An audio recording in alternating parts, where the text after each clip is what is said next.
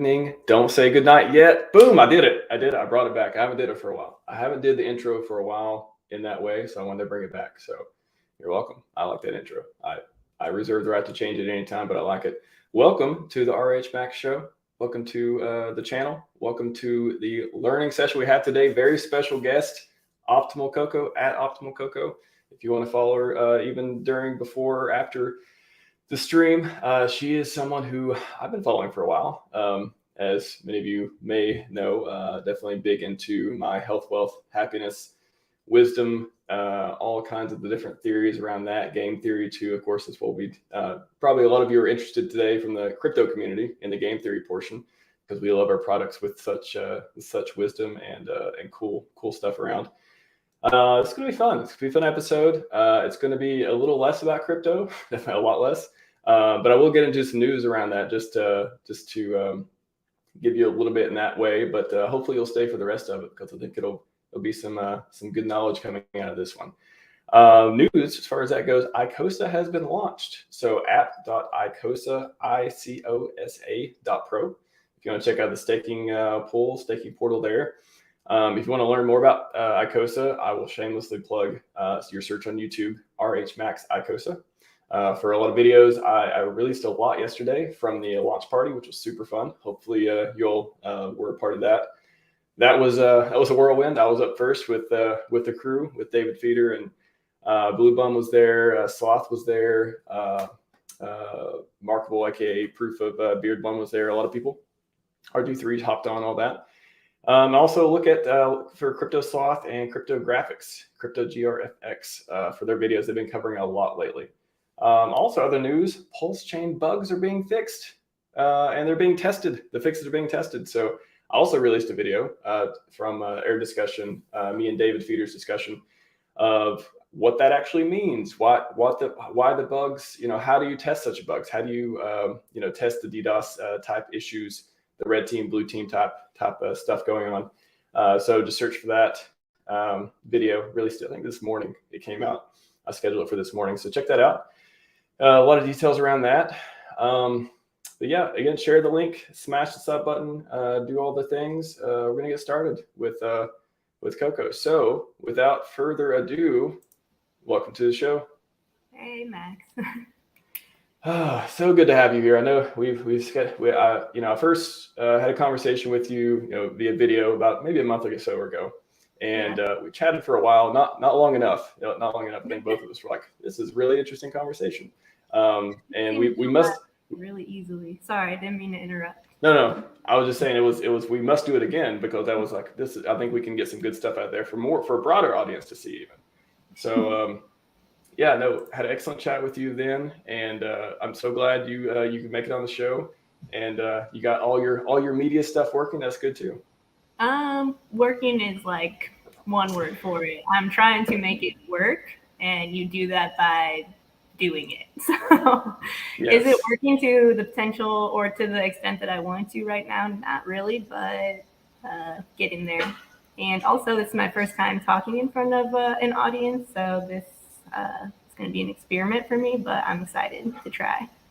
I think you're doing great so far, and that's what I said before. We're going to make it even more comfortable because you have people watching who are interested in this type of stuff. They love wisdom, they love wealth. A lot of people in the community, and I've tried to popularize this more too throughout the community. If you're not if you're into Hex, you're into the crypto ecosystem that I'm into. There's Scivive. There's a book I've mentioned to you before, where one of our founder has, talked about a lot of this type of stuff, and has a lot of crossover with a lot of different things, and wealth, wisdom, happiness, all that type of circle. I think I found her, but I have honestly not been consuming too much from Twitter right now, just because it. Yeah, I don't blame you. But. Well, you're in luck. You're in luck because his other book, Fix the World, is out. Which is narrated by a wild SJ in the community. She did the audiobook on Twitter for the second book. So that wasn't accessible for a long time either, other than print. But now we have 2 audiobooks with a lot of good stuff in it. So you got some homework to do, Coco. You got some homework. I catch up. I'm way behind, I feel like.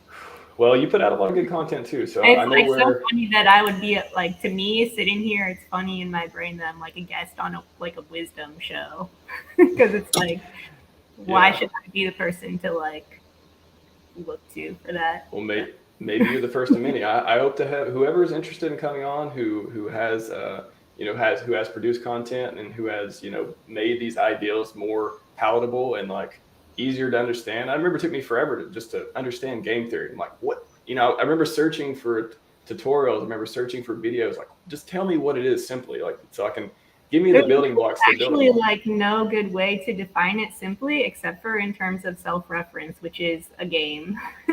Yes, um, games everywhere. We'll get into that in a minute, but before we get there, Sorry. can you just tell people? No worries.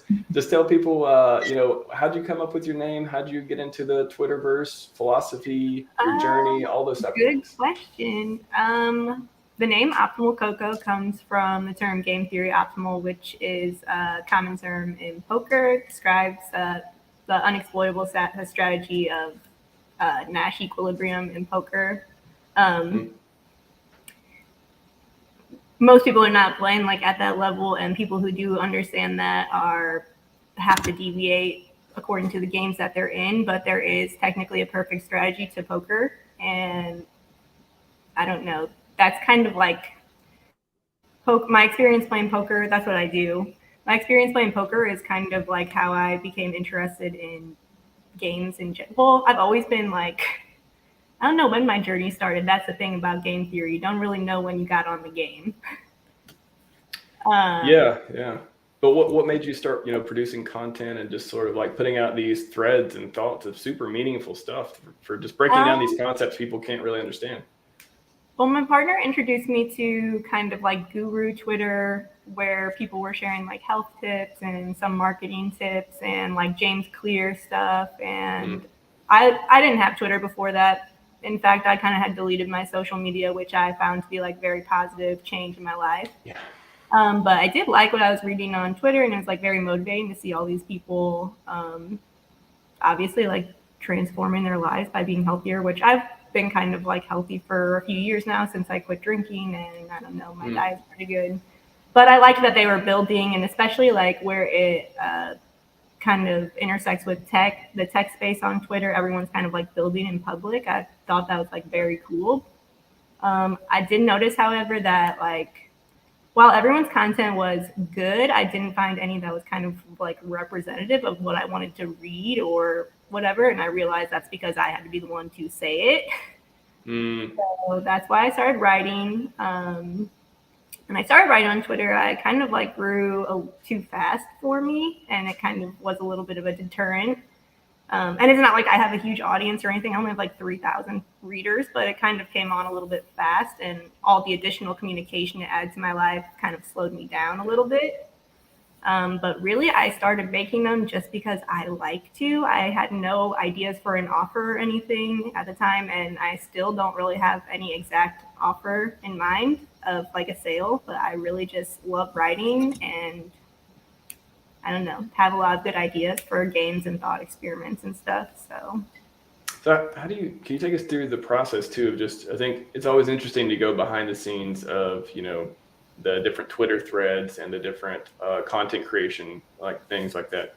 How do you, like, what does the typical day look like for Optimal Coco? that's the thing. I'm still trying to define that. And what I've done now is decided to split off my creative content from my organizational content. And so I'm going to, in the future, be building both, but it's going to take some time to unfold that way.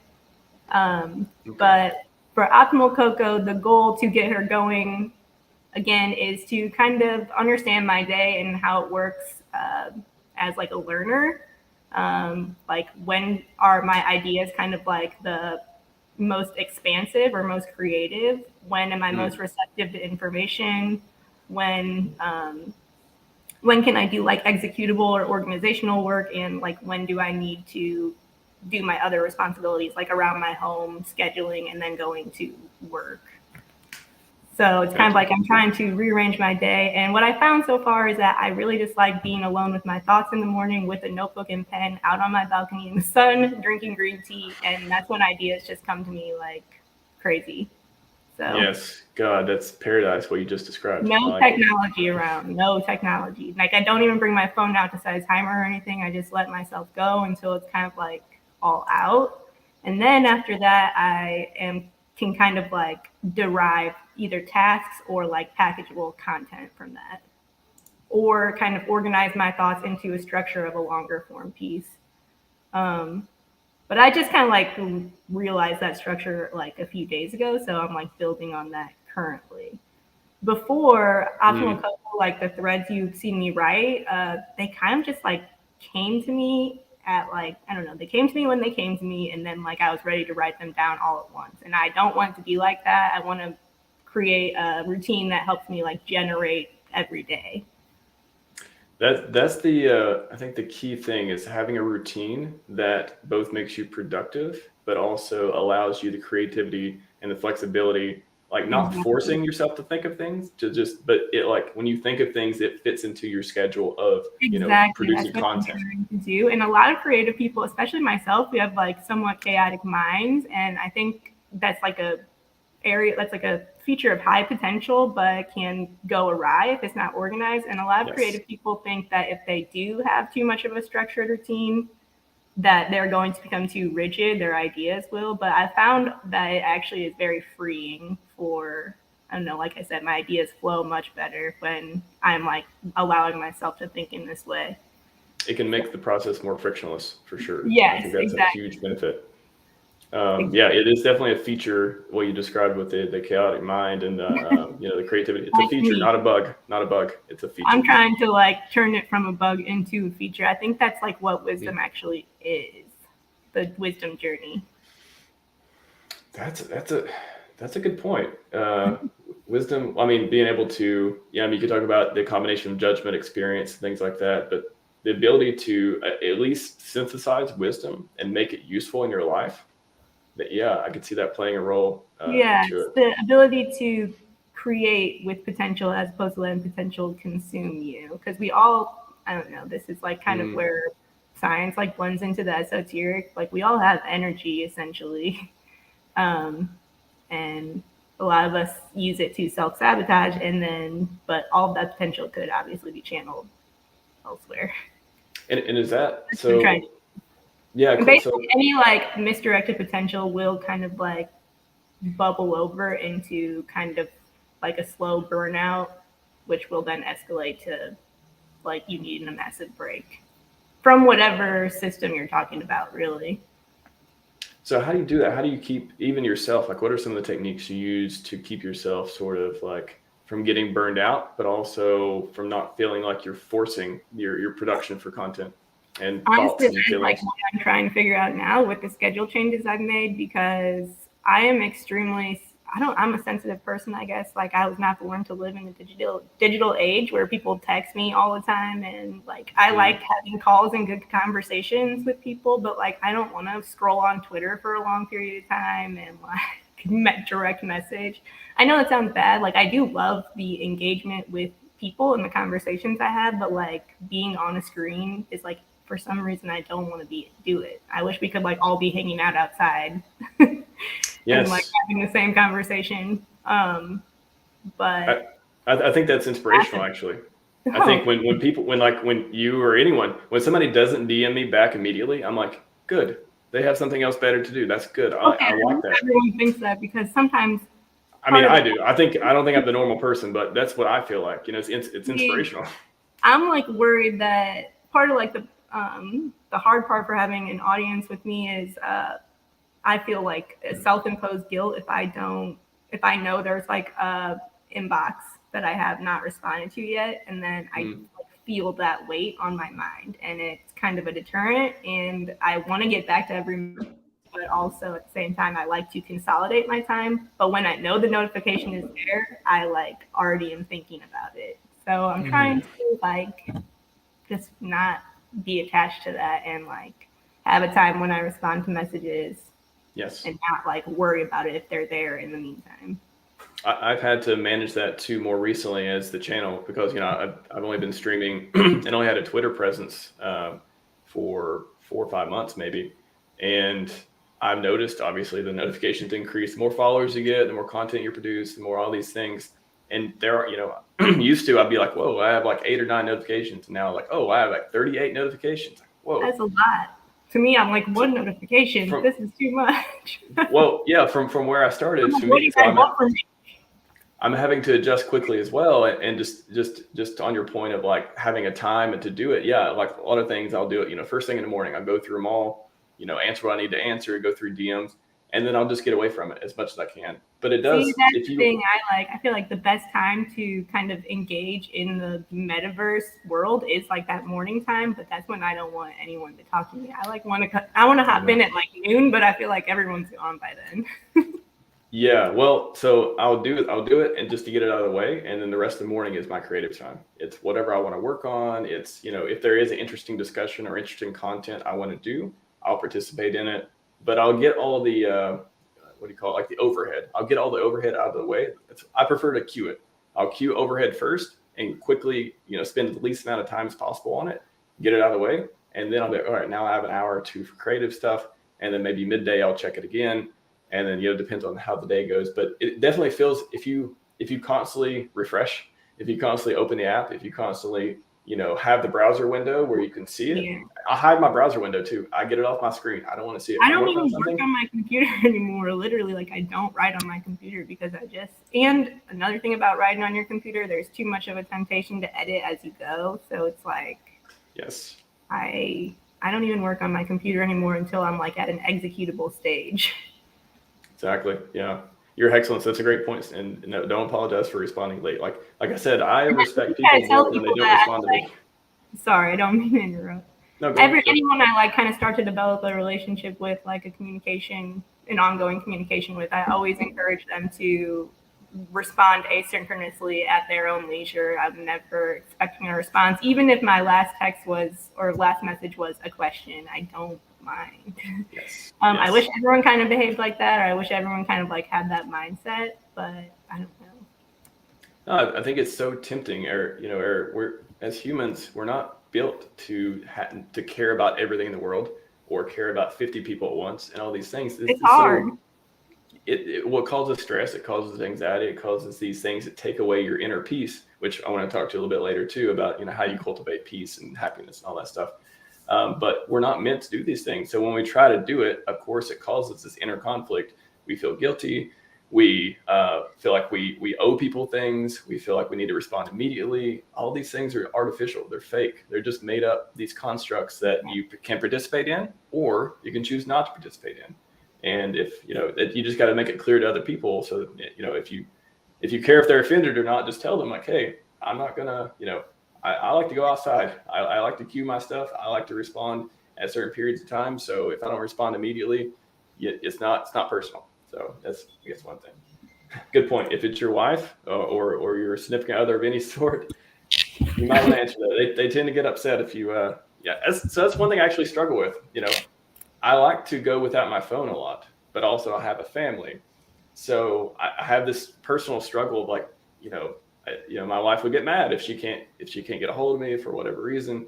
But for me, it's like, that's something I wish I could disconnect more from, not disconnect from my family, but disconnect from that conduit, which is I'm available to be interacted with at any moment, that sort of thing. So I try to leave my phone. I never turn my phone off, but I try to get my phone away from myself a lot during the day. So I turn it. I haven't had a ringtone for years. It's always on vibrate. So if you say that, because me too, except for literally right as you were telling that story, my phone rang because I was like, you did a notification about something earlier, and I forgot to turn mine back off. Zero notifications. I have no app notifications, only vibrate for phone calls. I have no text vibrate. I have no Twitter vibrate, nothing, just phone calls. Me too. I can't. Notifications, it's like, that's the anti-peace. Really? Yes, that's a good way to describe it. Anti-peace. Yes. This is what peace is: sovereignty of your attention. And notifications like nagging you all the time is not peace. If you're always responding, then I don't know. You can't hear what peace sounds like. Gosh, I mean, I need to I need to get more. Ask you too. Do you meditate? Do you do anything like that? I do. I meditate, and my creative content is mostly like poetics and analogy and satire and synthesis, essentially. So like I'm trying to switch Optimal Coco to pretty much all synthesized content, not like lifestyle tips, really. Gotcha. Although I appreciate both of them. So, but I'm putting lifestyle tips somewhere else, is what I'm saying. Okay. I'm gonna put my games and stuff on Coco. So. Yes.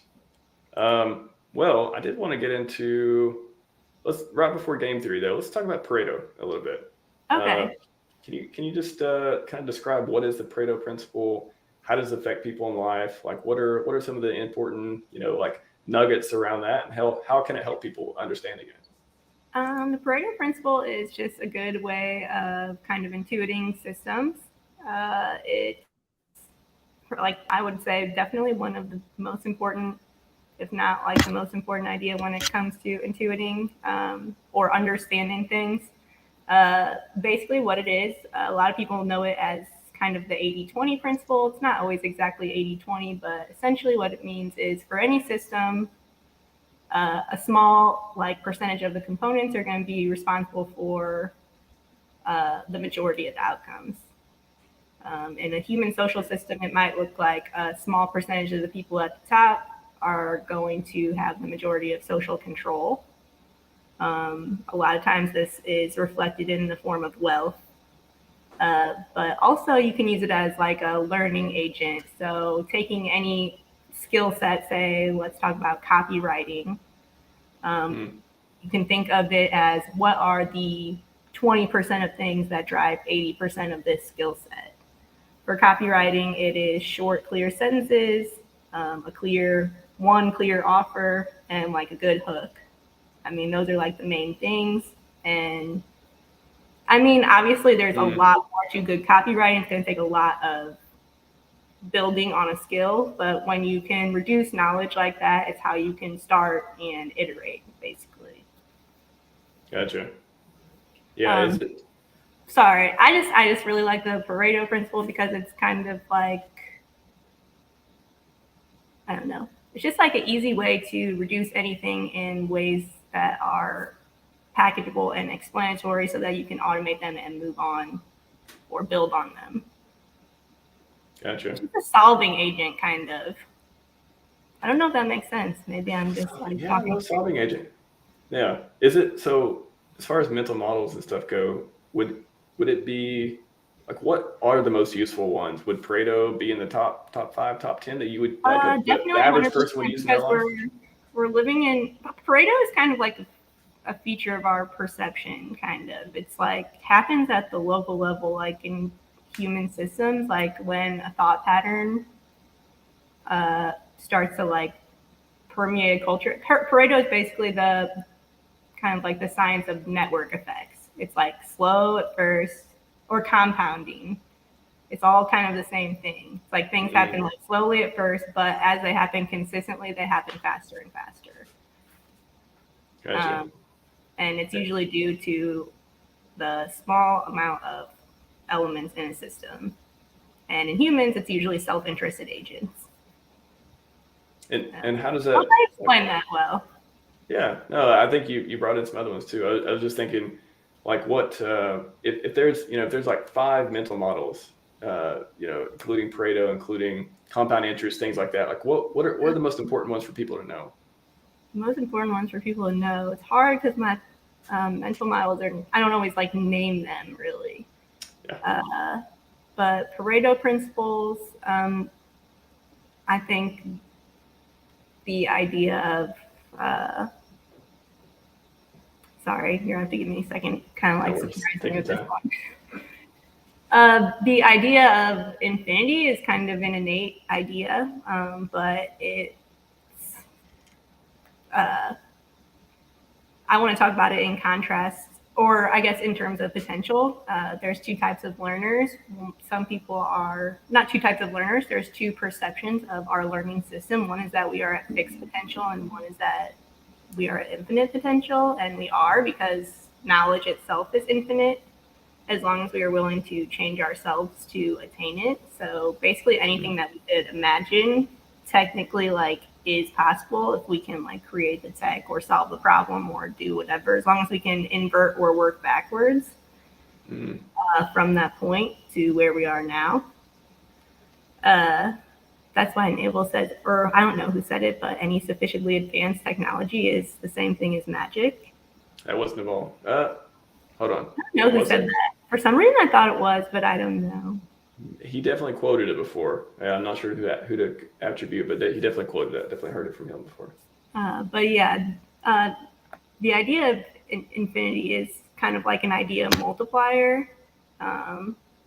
So that's just kind of like an important mental structure. I don't know if it's a mental model. I don't know like all the I mean, I know the math is not the territory and stuff. I can't like explain the mental models by definition, but I do seem to be okay at packaging wisdom into ideas in writing sometimes. I tend to do that. I take because I have like an engineering type background. So when I'm learning, I tend to group things into these like objective like facts, and then I learn them, I derive things from those. But I know there's so many things you can't, nobody should memorize 100 mental models. But if you go through them and take what, the pieces from them that mean something to you and you can apply in your life, that's good. But like you said, I love the perspective of the way that you think about things is not even like there's not some list in your mind of these things that you look for throughout life. Right. That's what mental models are. I think a lot of people are confused about like Sahil Bloom. He'll share like really great content with like decision-making razors and stuff on them. It's not like you're going to come up to a decision and like pull out some mental model or decision-making razor and like go with like whatever is the best according to that some Eisenhower matrix or something. Like that's not how it is. It's just when you like kind of have when the ideas like when you like incept your mind with the ideas, they become part of your intuition after a while. And like I said, that's when like ideas start to multiply and organize themselves.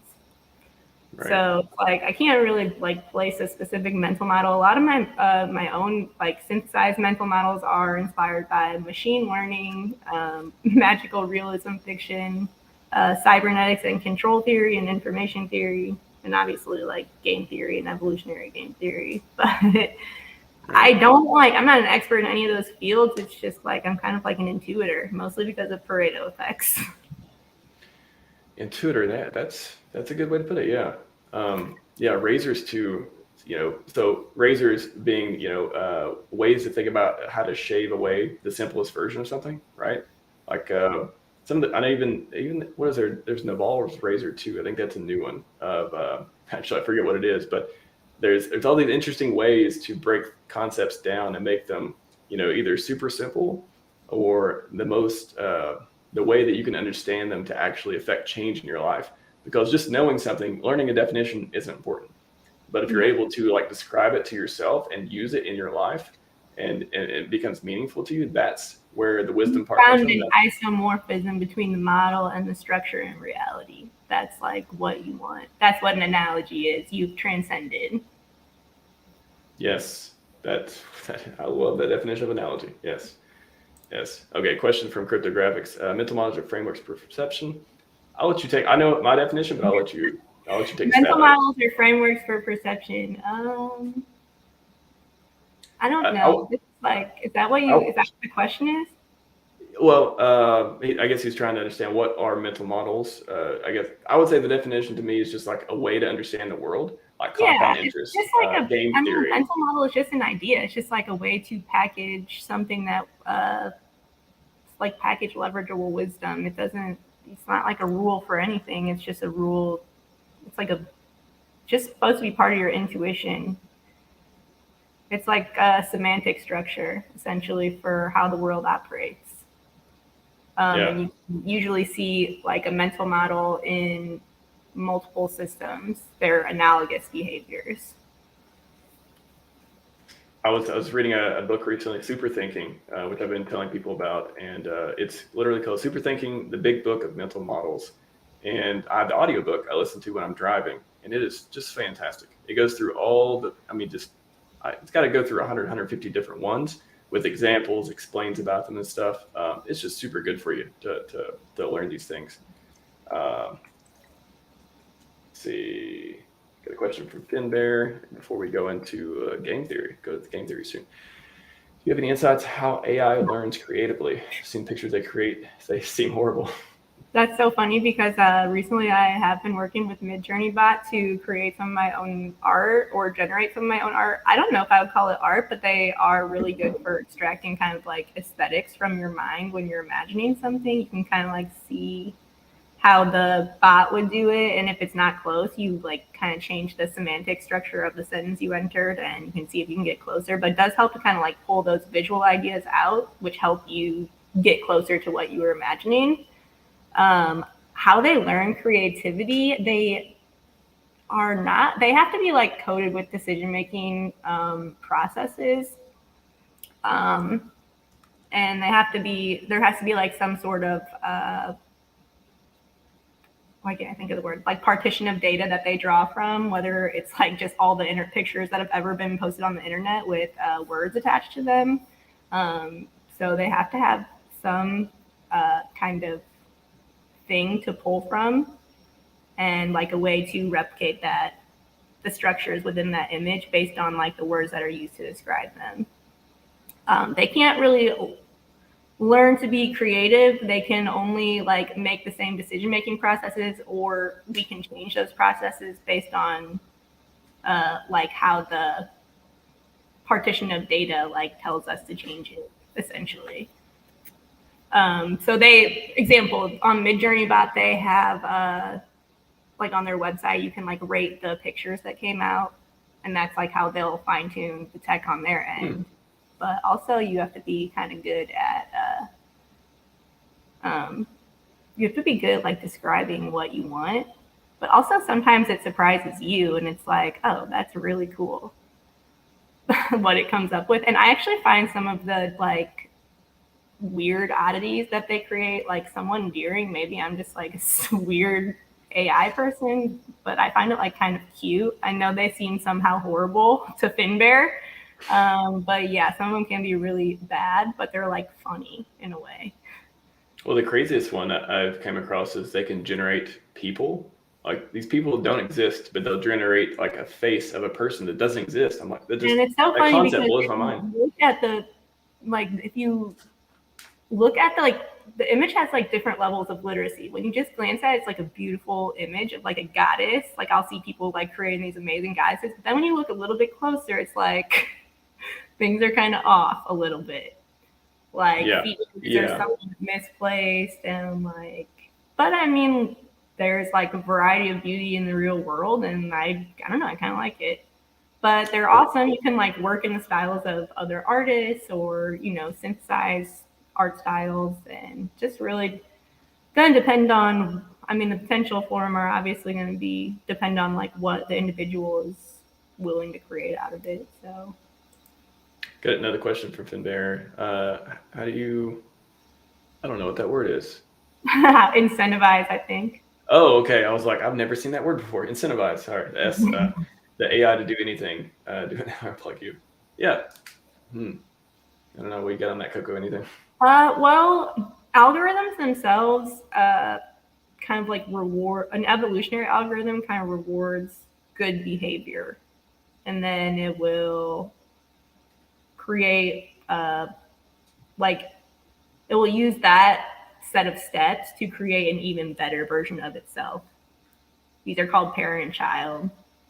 We're getting into like actual like evolutionary algorithms and like artificial intelligence. You want me to like talk about? I can't. I'm not like an expert. Like my background is in math and machine learning, but right now I'm just a writer that likes to create using these things.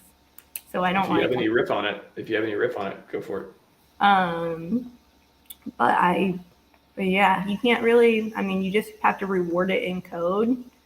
So it's like coded into. It's like learns on its own. That's like the nature of what it does. Gotcha. Welcome, people. I see you are sharing the links. Appreciate that. Smash all the buttons and keep sharing. We got some good conversation. Going to get the game theory now. Game theory, something very, very near and dear to hearts in our community for sure. Okay. How would you describe game theory? Some the Pareto, like you gave some really good examples too. But yeah, what is game theory? What does it mean for your life, and how can people use it to their advantage? Game theory is just game theory is another one of those things that's just part of our intuition. You can like people when I started writing about game theory, I had like a couple threads that did pretty well, especially given the size of my audience at the time that I wrote them. But people like would ask me what books I recommend on game theory and like how to learn about it. That's not like the best way to learn about game theory, in my opinion. Because no one's, like I said, it's kind of like the same as the mental models. No one's going to be direct referencing the ideas, although it is good to understand them. But game theory is really just, like I said, part of our intuition, and it has to do with logical decision making. It's an interdisciplinary field. It can bridge into economics, biology. I play poker. It's just, and it goes into artificial intelligence and machine learning too. But basically, it's about understanding asymmetry. And to me, like I said, the best way to learn it is to think of your life as a game. But the way you win the game is you imagine exactly how you would want to live your life, or exactly like how you want to be, and then break that down into a set of like daily actions. What would that person be doing, and work backwards, basically. Okay. And the Nash equilibrium. If you ever watched the movie Beautiful Mind, there's a demonstration for that when they're in the bar and they're looking at the women there, and he's trying to decide the optimal choice and how to go for one versus the other. What are some of the, I guess, in real life, in games? I know in crypto we talk about the game theory of, okay, we'll design this really cool game theory. We'll design this really cool features of the token or the coin, the tokenomics, and we'll say, okay, based on what other people do, this should be a feature that makes the price performance go up or makes the coin a bit more popular and things like that. Like what are some examples too of game theory that the people have taken advantage of and won games or even lost games in the real world? To me, I think like the whole digital writer kind of movement that's going on Twitter is like a really good example. It seems like everyone can kind of write whatever they want and find some success. Like my favorite people are kind of the smaller niche audiences or smaller niche creators. Well, I mean, there's really great big creators too, but like some of these people write hilarious conspiracy theory stories. Just this I don't know how to say the word Scivive. You like the book Scivive.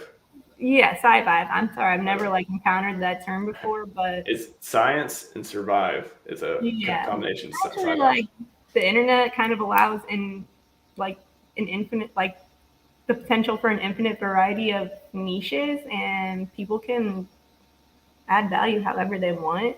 And it's funny because usually the people talking about storytelling frameworks are like actually not the people telling the best stories on on Twitter. And there's like, is that some game theory? Is it like all the best storytellers aren't? But it actually is game theory, because the people who are writing about storytelling frameworks are probably making maybe more money. I don't know. Well, you have a group of people. I guess that you could. Man, it's like so because many ways the to break it storytelling down. frameworks is what people closer to the surface need, essentially. And that they aren't incentivized. They aren't. Are they playing a different game? Like the two different categories: people who write for money and people who write for creative outlet. Are they? I think both are games? great and perfectly fine reasons to write. I kind of want to do both, and the stuff that like seems to get a lot of interaction on Twitter tends to be like marketing, organization, some philosophy, but not as much as like interests me. That's awesome, Finbear. That's a good example of getting a car. Like I mean, that's the thing. It's basically just like trying to see like where can you find the edge in the situation. I don't know. It's just like thinking on the advantage. Not even like hard. It's hard to boil down to specific principles because we're dealing with uncertainty. So it's like no situation is the same, and it really just depends on what you're trying to create. But game theory is just, I mean, it's just decision-making principles for the materialization of an idea, to me. And you have different players, and does it change based on having 2 players versus 200 players? Somewhat. Games are not, in my idea, are like not always like bounded to a number of players. It's like the game is kind of defined by the system you're playing within. There are finite games like poker or like a soccer match or whatever. But most like social games like business are not like bounded. And that also means that we don't really have to compete with each other in them.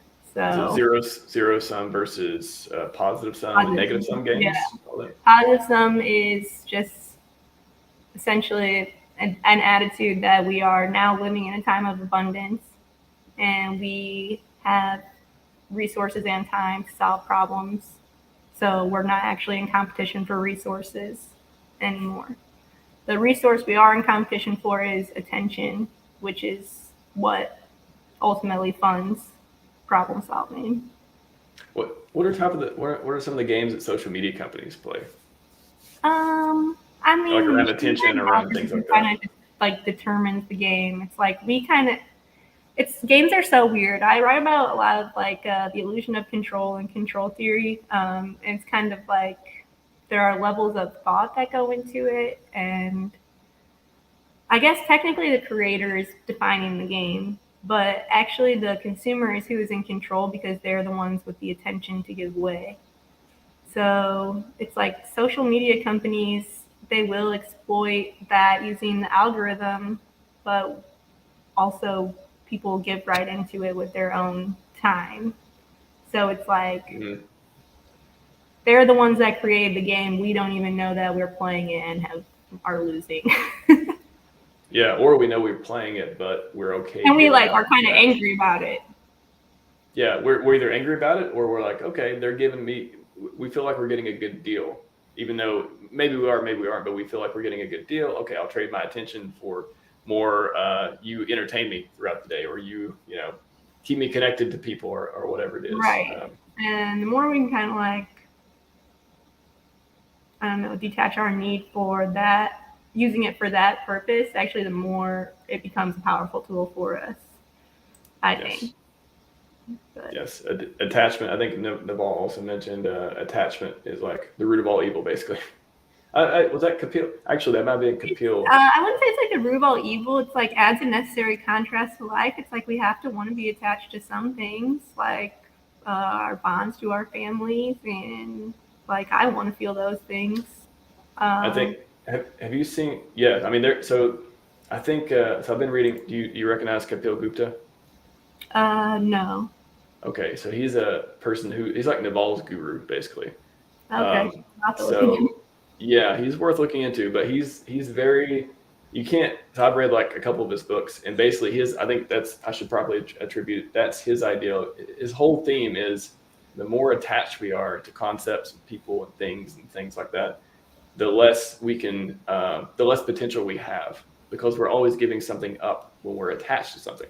Now, maybe that's okay. Maybe it's okay trade. Maybe you're like, okay, I want to have less peace because I want to have a family.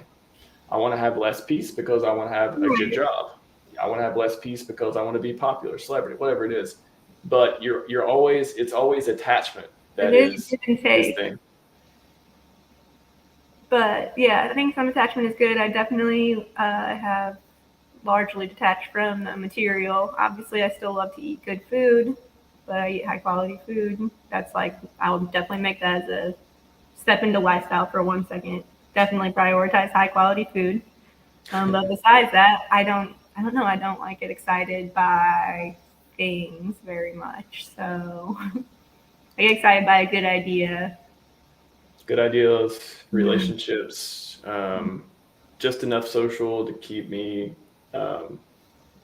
balanced and keep me grounded, I guess. Right. I did mention that I was like sensitive to communications. I love being around people. It's just like the technology is an agitator for some reason. But yeah, you can even say it's a barrier. It's kind of a thing. Well, there's like loss over technology for sure. There's 100% loss, and I don't know. We communicate well, but most of the time there is some signal loss, and that's anytime there's signal lost and communication is not flowing perfectly, it exhausts the system to some degree.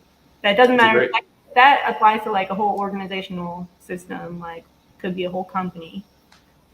Well, so is the stack too, would it be like real life person-to-person communication, and then video communication, and then phone, like audio communication, and then texting is like the signal loss, kind of like in that kind of, you know, top to bottom? And then before texting, I guess, would you go into like non-interactive, like a book, but there's that different category. Reading a book is, you can still get a lot of ideas, but you're not communicating with the person. Maybe that's on a different chart. Yeah, I mean, I think reading is definitely necessary, and I love reading, but learning is a two-part process, like the reception of information, or I guess it's a multi-part process, but you're receiving information, processing it, and then extracting an original insight or an idea, basically. So it's like reading is definitely important, but it's like not it's not enough on its own, basically. Yeah. From Torin, game theory is all emotions. How would you? All emotions, yeah. I don't know. I kind of say in a weird way, yeah, definitely. I don't know. I find it to be kind of an emotional idea. It's weird. To me, game theory is like, I don't know. I'm going to try to explain some stuff that's like inside my brain a little bit. Let's do it. On the outside of the world, like for people who are not into math and science or machine learning, game theory is actually really just gratitude. But when you are in the math world, game theory is you have a goal in mind. It's purposive decision making. So you have a goal in mind. You're imagining like the story at that point and working backwards. And yes, that would encompass like a lot of emotions essentially, because on the other side, in real life, where people don't talk in math terms, it's gratitude and making things out of the resources that you have, creating essentially, with good decision making with respect to time and resources. Sorry, that's so dumb, but it's like that's what it is. It is one of those concepts. It's one of the few concepts I've came across in life where it's so simple but so complex at the same time. It's just like unintuitive. Is that the way to say it? I don't know. And you're tapped into like that thing and that story, and it's like true potential. It's like it kind of like your intuition tells you how to get it, and that's kind of game theory. But it's like doesn't really work if it's like oh, I want to make a bunch of money. Like it doesn't really like work like that. But if you think about it, like I want to be like this type of person, or I don't know. Well, what if you want to be the type of person that makes a lot of money? Like what kind of games? Well, no, that's great. It's like, what do you do though to make that? You'd have to like, it's like really about visualization.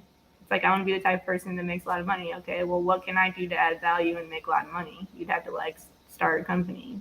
What problem does it solve? You know what I mean?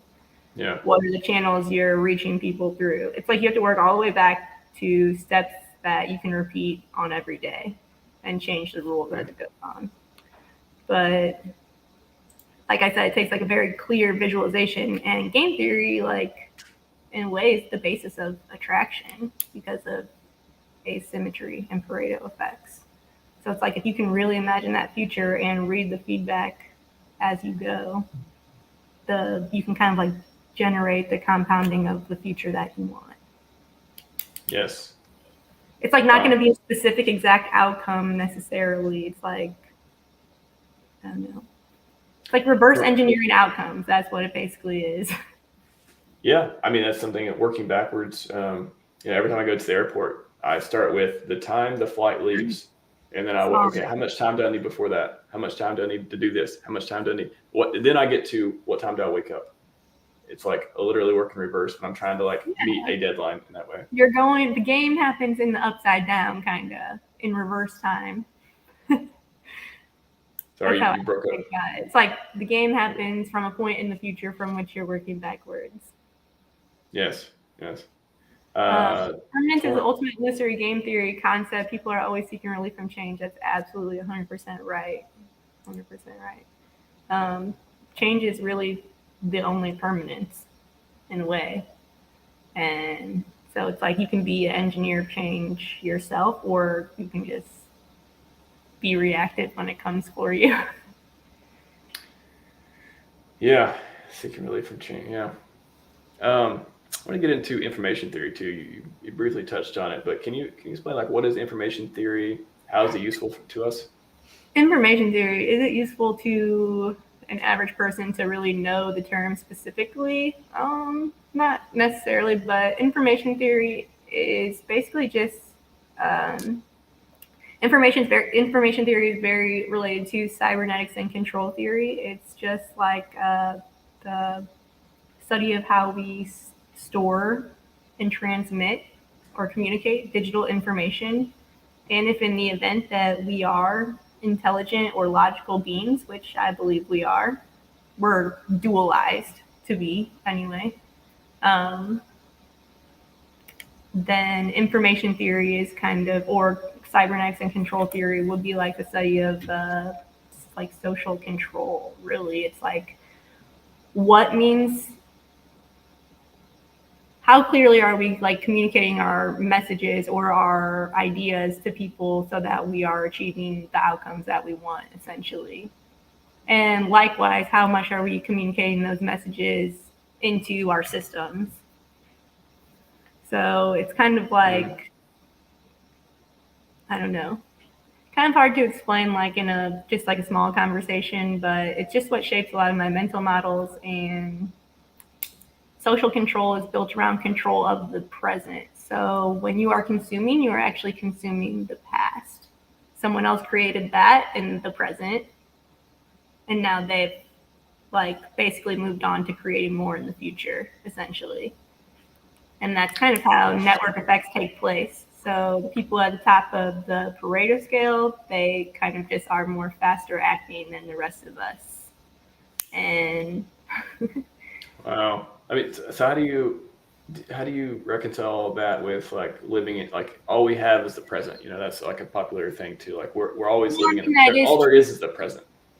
That's like it's kind of true. It's like the present, it's all like relative. It's like everyone is living in their relative present. However, the structure of control is like emerges from that relativity. So it's like if you're always consuming, basically you're going to be like very low on the information hierarchy. That's just how it is. Interesting. And you can like, I mean, you can like have your own kind of like top of the Pareto. Like I'm not trying to be president of the United States or like in charge of anything like huge, you know what I mean? It's just like basically you're engineering your own independence from like outside agents, essentially. Gotcha. Did that make sense? Like I said, sometimes this is the first time I've talked about my ideas out loud, and so it's... No, I think when you get into it too, you typically touch on something that's super meaningful, like we're always acting on the past. I think that's something. Yeah, it's very meaningful too, just to think about like everything we know now. Like I don't know, it's hard to think about it this way because we all technically think we're in the present, but time is a thing that's being created. So the people that are running things are the ones that are creating the most time. That's why we work for them usually. So people who can structure or people who can order consciousness through their organizational ability, those are the people with the most control usually. Do they have the most time? So, okay, I can see two ways. They don't have the most time. They've created the most time. Usually by taking it from others, or how do they get the time themselves? Well, have you heard Nabal say that money is like credits and debits of other people's time? Yes, yeah. That's what I was going to say that, but I thought you may be going a different direction. Okay. So what the people, essentially like someone has come up with a solution that has been accepted by the collective. And since they've been able to assimilate it, the collective is relying on this solution.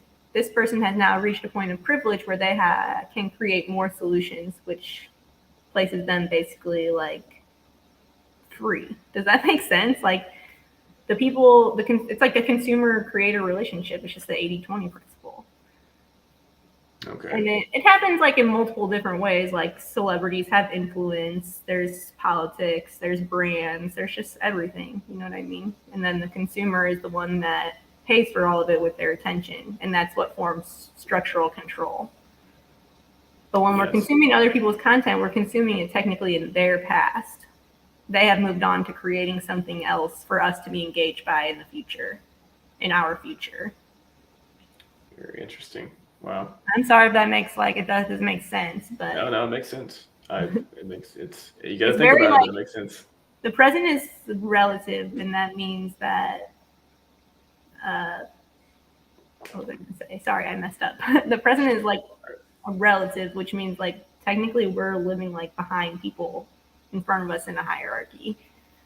And that's okay. Like some systems we depend on, obviously. Like I'm not just gonna like run away from country and like be an expatriate and not participate in the government system or whatever. You know what I mean? It's like some things. It's like you just kind of have to be. You cannot do that. Yeah, you can't. I mean, you can. It's a thing you can do. A lot of people are like, I don't have a choice. Actually, there's always a choice. Even not making a decision is a choice. Yeah. Your excellence is joking, unless you're tuned into a live stream. Talk about consuming past. I guess how would you reconcile a live stream? I don't know. Is every moment technically in the past, but you would say it's in the present? Well, moments are like kind of they're like existent and non-existent at the same time because they're always like moving to the next one. So it's like I don't know. Now we're like getting into weird like mind games. Yeah, that's true. It's I don't think we have the which I get into sometime if we want. That's like I get into them a lot in the morning. In my morning times, and that's how I start to create a lot of my content a little bit. Well, I think if I were to say the most productive way to go down a rabbit hole is you need to come up with a set of you need to agree upon like what is the language, like what is the terms that we agree upon, and then the context in which we're going to talk about it, and then stick to that. And if you deviate, you kind of got to get both people or the group of people or whoever it is you're talking about to go with you. Otherwise, it's like you have half the room going one way, half to go in the other. Yeah, so you got to get people to go with you down the rabbit hole. That's what I'm trying to get people to do with me on Coco, because I'm starting to spin out into some kind of like mind-bending stuff with analogy. Yes. Got from Torn, happiness economics is a serious field of study. My brother is economics professor in Luxembourg. Is focused on happiness economics. I haven't heard that term, but I'm definitely more interested in happiness economics than I am specifically in economics. Economics. I mean, economics is cool because obviously we all have to make money, and they're another field where behaviors are analogous. So it's like they're interesting, but it's like for some reason I'm got like the annoying brain where money is like the thing I care about the least. well, how, and putting your bias aside, how does money and happiness, what does that relationship look like? Honestly, just like freedom. I'm a poker player, so it's like I kind of feel like I have freedom, which is why I've decided to go much slower on this little creator game. Because like I said, I don't want to invite a bunch of like extra or additional, like I don't want it to feel like labor. I don't want it to like, I do it because it's like good for me. And I already feel like I have freedom. So it's like, if you like your life, like you. That's a good point. If you feel like you already have freedom. I have a comfortable life, and I'm very like privileged in that regard. I'm definitely not anywhere even close to like rich. I still have to work. But I think the nugget I got from this found my way to do it, which is like then you beat the game. You've like already beat the game if you did. What's different for you is you already feel free, right? You feel free, so you don't think money it's not going to affect your freedom much because you already feel free enough, right? Yeah. And basically, like when you get to that point, it's like, I don't know, just less. You don't have to like, I don't know. If you like know that you're like gonna live, it's like not a big deal anymore. Because like I said, I don't like need things. What do I need besides like good food and like to be around the people that I care about? Well, I think again, just talking to the community that's watching and stuff too, and something I talk about a lot, financial freedom. I think I really like the point you hit on though. Is I don't think most people feel free, or at least they. Freedom's in here. Yes, but I don't feel free. For example, I don't feel free, and that's why I think the best way to become more free, you can never be absolutely free because of countries and all this stuff, but the maximized freedom. I think the best tool I can see to do that is financial freedom to get so I don't have to work for someone else, don't have to do all this stuff. I agree, and I think that Naval is also right, and that a lot of people, especially kind of where I grew up, that money is kind of demonized. Like having money is demonized, or it's wanting crazy to how many people they hate rich people. It's crazy. They hate rich people. I don't get it. I definitely don't have. Like, I don't really have much money, but what I have enough money, and it's like, I like having money. I like living like life where I don't have to like, I don't know, money is like somewhat freeing, yes. But well, that's so good that you already feel the freedom, so you don't optimize towards money solving. No, I mean, like, I do like money that. won't solve your problem. What? Oh, I was saying money won't solve your problem. I don't have a problem that money can solve. That's not to say that I don't have problems.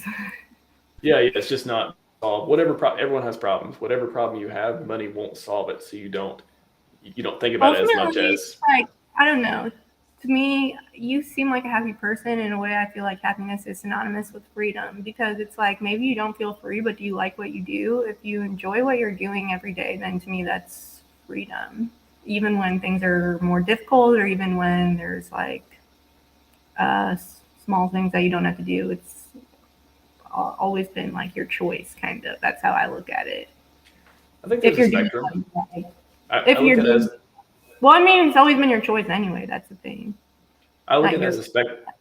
Yeah, I look at it as a spectrum, though. Freedom. I think like right now, I feel very satisfied with my life and things like that. But apparently not enough, because I'm on this path, not only the wealth, wisdom, happiness path, but also the financially free path, because I believe that if I can make enough money to use that money to remove money problems, such as having to work a full-time job, having to support family, having to try to survive in all these ways that you need money to do.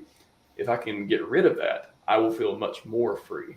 So it's not that I don't feel free now. I just don't feel enough. I need more freedom. I guess that makes sense. A writer on Twitter say that money is kind of like a step function, where it's like, if you have $100,000, like, I don't know, the next step up isn't like $200,000, it's like $500,000. And then, I don't know, it's like, there's like levels of freedom. I think there's levels to everything, right? Like everything. I mean, it's all like anything. Yeah, nothing is a perfect step either, a perfect level. Like, you don't really know when you've like changed levels or whatever, but everything is kind of like a spectrum. But in our minds, we like to like bind time with ideas. So that's the thing too. I think that money, another component to this, not only the freedom, but maximizing time that I own, that I don't have to sell to someone else to make a living. I want to own more time, and I think it comes down to that, owning more time. Financial freedom equals owning your own time and having less worries and stress about money problems.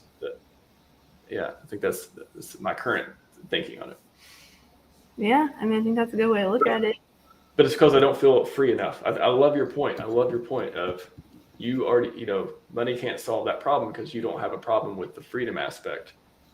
But there's so many people that do. I can tell you, lots of people do, and I'm one of them. So I think, but it's on a spectrum. No, 100%. And I'm obviously, like I said, speaking from a place of privilege. I have a comfortable life, and I don't know, I don't have a family yet, so maybe if I did, that would be different, and I hope that's a thing someday. So maybe I'll think differently about it then. But yeah, I mean, it's not easy for everyone to just like experience and feel free. And even when I say like it's always been like a person's personal choice to be happy, it's not like someone can just be like, okay, thanks, you cured all my problems, because stress is not easy to overcome, especially when it's stress around your finances or family. But ultimately, like, I don't know, you just have to basically trust that like you are going to like figure it out and like chill for a second and then be like, okay, what do I need to do next? Yeah. And if you're on your way to somewhere you know you're going, then that's like the best way to find happiness, I feel like. Well, that's something I want to talk about too, is how do you cultivate more peace and happiness in your life? Like, what are To me, how do you I do have that? to write every single day, I realize, otherwise I'll go literally crazy. Not literally crazy, but like I have like a lot of, I don't know, I have active thoughts. I don't know if everyone else does, but I have to process them in some way, which means I have to write and I like to walk. Other than that, if I keep healthy body, it's like usually things feel pretty good. Yes. I like to spend my time with my partner. He and I obviously live together and have like really nice life. I mean, we like to eat good dinners. It's like, I just like to do my stuff and write my poetry, play poker, do my life. I don't know. It's like everyone on Twitter seems like they're going for something huge. I'm just trying to have a nice life and make the things I like. Is that so? I guess to I the mean, yeah, I would corollary, like, I mean, I say, like, honestly, what do you avoid? what do I avoid? That's actually a better Yeah. question. And Mm-hmm. this is why. That was a really good question. Because consciousness slips in through the negative space in our mind. So if we can eliminate things that are not serving us, that's when ideas come through. So I quit drinking a long time ago. I think drinking is massive net negative. I, full disclosure, consume marijuana. It's like somewhat not, I don't consume it a lot, but like I consume it somewhat for my own like agitations or stress, and somewhat for like just relaxation. Mm-hmm. Like once a day. I'm not saying anyone should do that. It's medically legal where I'm from. But I avoid any type of alcohol. I avoid bad foods, processed foods, basically like anything bad for your health. And I'm not recommending anyone like smoke weed either. I'm just trying to be honest and upfront about the things I do, because I don't want to lie on like camera and say that no one should do anything fun ever, because I Of course, relax of that course. way. I don't drink alcohol, whatever. But basically, people just have to find the things that agitate their thoughts and get rid of them. And that's a lot of time that's stressful relationships, alcohol, certain drugs, or relate certain behaviors with drugs, Mm. sex, coffee, shopping, just like a lot of stuff. Being on No technology. coffee? Why no I coffee? don't. I actually love coffee. I love iced coffee so much, but I'm so addicted to it that I like had to eliminate it completely. I drink green tea now because it Oh, has okay. L-theanine and it's like a little bit more relaxing. Um, Maybe that's just a like placebo effect, but I can like chill a little bit more on green tea. But I do like to have like a drink that's not water, but I don't drink soda or anything. Yeah, no soda. No soda for me for a long time too. Every Yeah. once in a while, half a can, just as a throwback, but that's about it. And I eat sugar. I eat fruit. I eat like local ice cream that's made with like really good ingredients. Like I don't think everyone needs to like get rid of everything good in their life. But like to me, it's like eating like high quality foods and avoiding things that are processed or whatever, because I think those are adjutants to our cognition or just in general our attention. Yeah. I avoid. I just try to I do the basic stuff. I avoid over communication. Yeah. um, Anything really. It is better to ask that question in a way of what do you avoid. I just do my stuff. Don't do anything that agitates me, which is alcohol and I don't know whatever other bad behaviors. Yeah, there's so many temptations in life. If you can stick to a routine, a regiment where you maximize creativity You and just have to minimize like agitation. understand why you're doing something and like what level of control it has on you. Like even for me with weed, like it's something that I've considered like, is this something now that I have awareness of how I use it, is it something I'd be able to stop? And I do actually kind of want to. It does like help my brain relax, because otherwise a lot of times I'm just like constantly at attention, which is a hard way to live. But I don't know. There are ways to overcome that if you're willing to put in the work. So, like I said, it's about knowing like your relationship with a thing. And this is coming from someone who's been sober, because I have alcohol problem. I've been sober now for about 4 years. Actually, my 4-year sober anniversary was 2 days ago, and I missed it. Congrats. Thanks. Sorry, I didn't know. Wasn't expecting to really get into this, but like I said, it's about understanding your relationship with like whatever habit or behavior you're doing and what story you're telling yourself about that. And if you're satisfied with it, and the other people that you have an effect on seem to be satisfied with it too, then it's fine. But if not, it's probably something you should change. Yeah, I'm trying to think we'll wrap up here in a few minutes though, but I wanted to ask a couple of things we talked about last time too. Self-sabotage. You just kind of explain self-sabotage to people? Yeah, self-sabotage is something that I think we all know, and that's because it's something that's part of all of us. It's relating to the potential I was talking about earlier that I believe we all have. Any misdirected potential is kind of gonna like boil over into annoyance or agitation. And I think a lot of times when people are experiencing those things in their life, like kind of being annoyed with other people or seeing the world in a bad way or whatever, it's kind of a reflection of their own self-sabotage. A lot of times because they don't have action queued up for themselves about like how to move forward, basically. So it's like if you're not occupied, we're pattern spotters or pattern. Yeah, I mean, we're pattern spotters. We're meant to be solving problems. So it's like if you're not solving one of your own problems, the most obvious choice is to try to solve the people around you, which causes a lot of unhappiness. And that's what self-sabotage kind of is. It's like you might see it like as blow-ups in your relationships. I don't know. Even sometimes when you have stuff like scheduled or planned, like creative tasks or organizational tasks, like sometimes you just like don't want to do it, whatever. I don't know. It's like just a barrier that we all have to overcome, because it's like I said, the future doesn't exist. So you're dealing with some level of uncertainty even when you are creating. And so it's like we don't know how it's going to turn out. We have to like kind of like have like I don't know, an expression for that basically. And a lot of times it comes out in a negative way. I've experienced it too. It's in a very interesting way. And I've tried to, as Naval's talked about, put yourself in debug mode. I just naturally did that before because I've seen myself, I need to do this thing. I put it off for a couple of days. I need to do it. And then I'll go down and I'll almost get to start to doing it.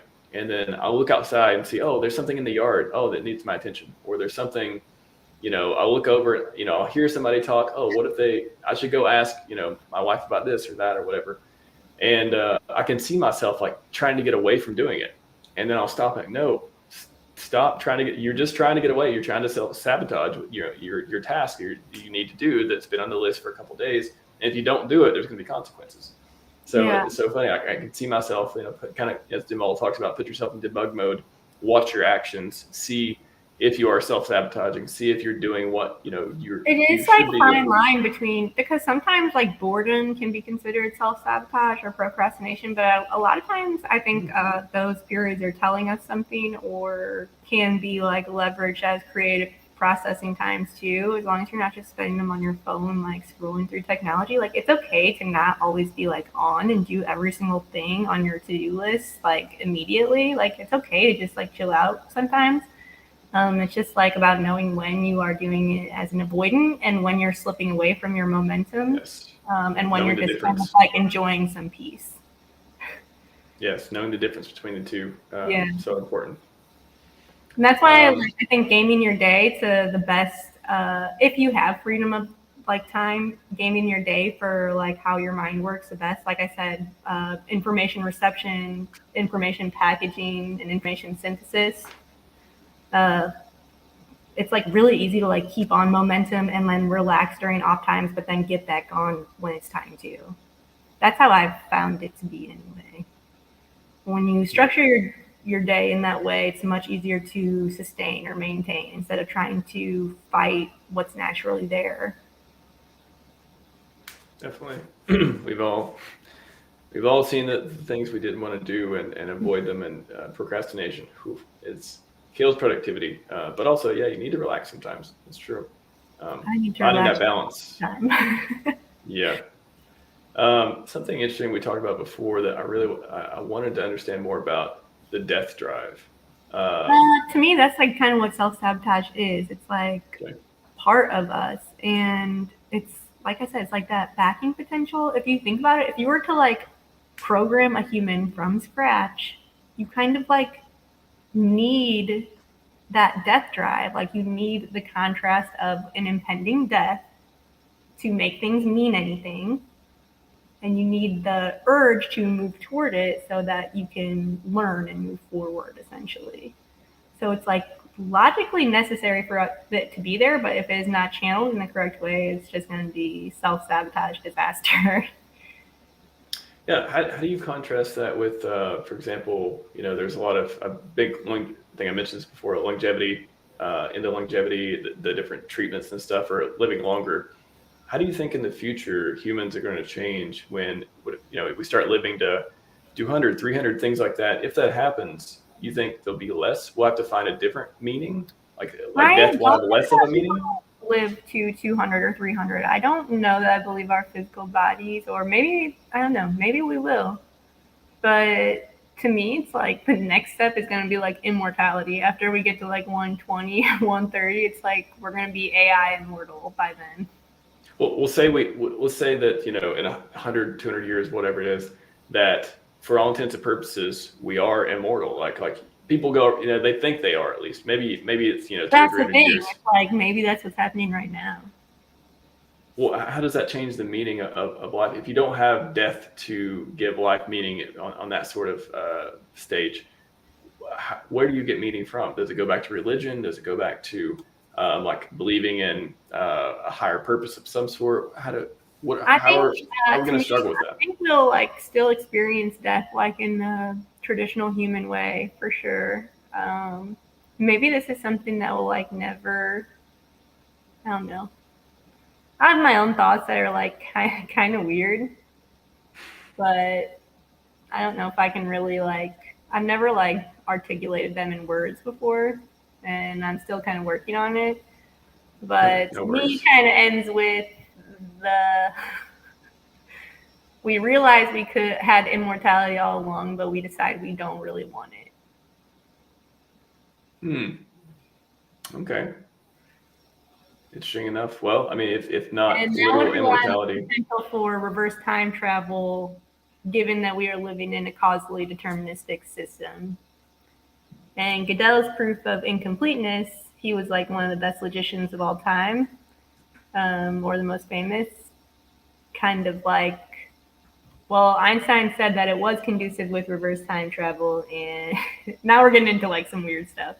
And Gödel, I don't know. These are just kind of my thoughts. Yeah. Paradox. To me, it's like perfect focus is actually like perfect ability to reverse time travel. It's a weird metagame, but it's kind of hard to explain. Okay. So maybe on the next episode. Yes. Well, I'll give you an easy question to end with then. What is the meaning of life to you? The meaning? That's not an easy question. That's the hardest question of the whole thing. I know. Sarcastically, I say that. It's so funny because the meaning of life is a paradox of choice to the person who is, to the person, I don't know, to whoever, I guess. And that's like what it is to me. My specific meaning is like that we get to choose. I like that. I don't know. Your meaning to life is that you get to choose. It's a paradox. It's a self-referential statement. No, I like that. I think that's something. You can't really boil like meaning down to one thing. That's why I'm so interested in semantics. That's like my favorite thing. Is literally the structure of meaning. That's what wisdom is. Structure of meaning. Wow. All right, I'm going to ponder on that one. We'll do this really fast. This is kind of like where I'm headed in the future, like with what I am reading about and what I'm kind of studying. Study of semantics is literally is the study of like the structural shape of like meaning. So if reality really is dual natured and things in our mind form beliefs or ideas that we act on, like how are those stored? Plato kind of thought it was like Plato's theory of ideas. He thought that we lived in like a dual natured reality. And so we live in the physical world, but our minds exist in the concept space. But in the concept space, reality acts as kind of like a topological field,